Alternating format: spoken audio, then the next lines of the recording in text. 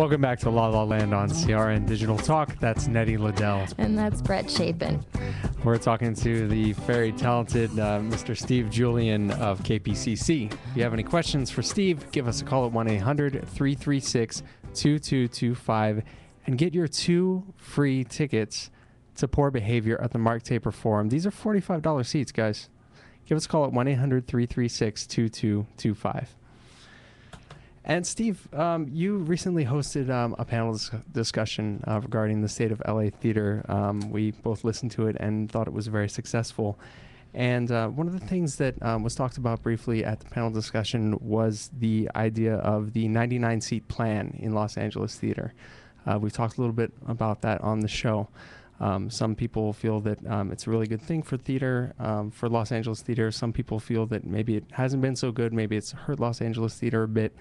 And for myself, I know that a lot of acting opportunities have come because of that. But I also, you can look at a theater or an area like Chicago that doesn't necessarily have the 99-seat plan, and they're able to be successful in theater. So I can see both sides. Yeah. What are your thoughts about all that?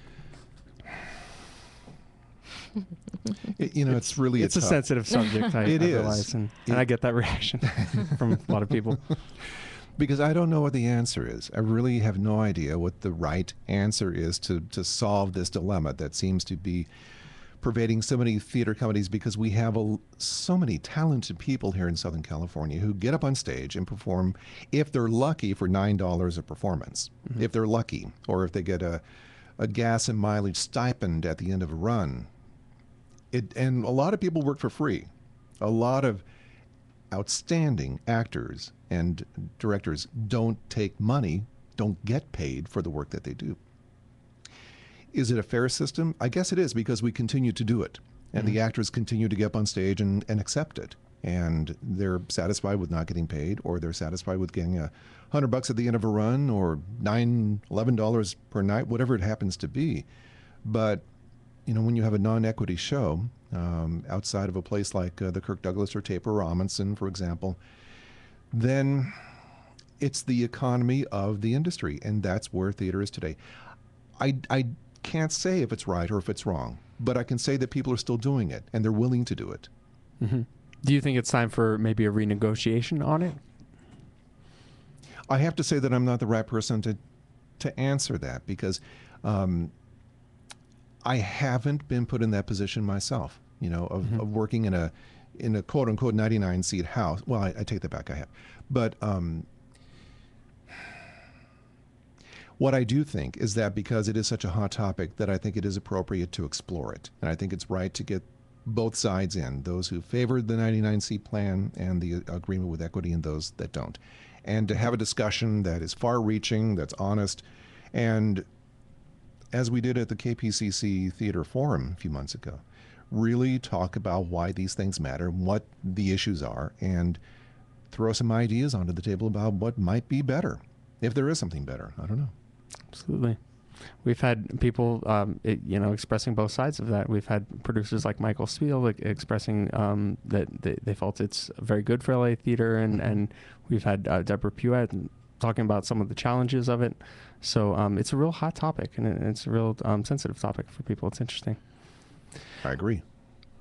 And as far as the social media for artists and entertainers, the playing field has been sort of leveled out a lot by social media, and it's made it a lot easier for artists to gain exposure. What are your thoughts about the changes that have gone on with all that, and what do you think is next for us in the future? I think that as the notion of getting more people in to see a live stage performance, as opposed to going into a movie theater or watching something on their cell phones or iPads or whatever, that we need to find more and more ways, and that's where society takes us, to reach out to our fellow audiences. And we have the blessing, I suppose, of Facebook and of Twitter and of various social networking sites that can put the word out. We were talking before about the differences between Facebook and Twitter, and how Twitter seems to you to be more of a conversational realm and Facebook more of an announcement realm. It's all a combination, and it's all free. And that's the key, I think, to a lot of theater companies that don't use it right now, that they're missing out on an opportunity that doesn't cost them a dime. There are people that I know who are generally of a certain age who don't embrace Facebook or social media at all. And these are people who are in theater companies or on their boards. And they're reticent, to really reach out, or they're suspicious of what privacy they themselves might lose in doing so. But these are free opportunities for theater companies or any arts institution, for that matter, to find audiences and to get the word out and spread, whether it's live tweeting as well. So important. It's so important. You might as well use the opportunities. Yeah, that's an excellent point. Well, and all of these are inevitable. We've come this far, and we tend not to go backward. Yeah, absolutely. Evolve, evolution. We can't be afraid of it because it's going to happen, right? We were just talking about that. Yeah. I'm really interested to see what lies in the future and what, acting and social media is, what role that's going to play 20 years from now for performers and artists. If there is such a thing 20 years from now, who knows? Yeah. We have no idea. We'll all be in spaceships by then. Somebody does. Yeah, it's going to be 3-dimensional for sure. No, 7-dimensional. You never know. I don't know. Yeah. Well, we'll be back on this 3-dimensional show, La La Land with Brett and Net, right here on CRN Digital Talk, talking with the very talented Steve Julian, stevejulian.com. We'll be back. CRN